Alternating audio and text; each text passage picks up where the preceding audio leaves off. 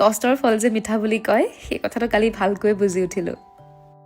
অৱস্থা ইমান বেছি ট্ৰেফিক 7 ঘণ্টা ট্ৰেফিকত ফচি পেলাই এতিয়া স্কুটিৰে মঞ্চলৈ গৈ আছোঁ কথা দিছোঁ যেতিয়া কষ্ট কৰি হ'লেও অনুষ্ঠান পামেই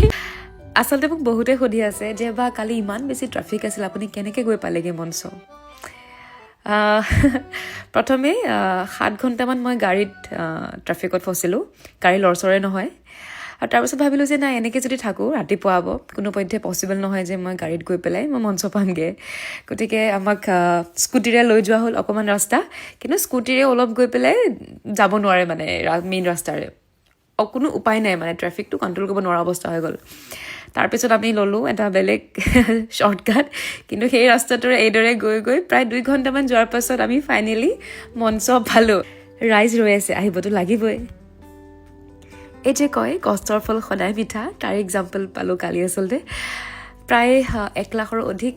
দৰ্শকৰ আগত গীত পৰিৱেশনৰ মোৰ সুযোগ পালোঁ মোৰ সৌভাগ্য হ'ল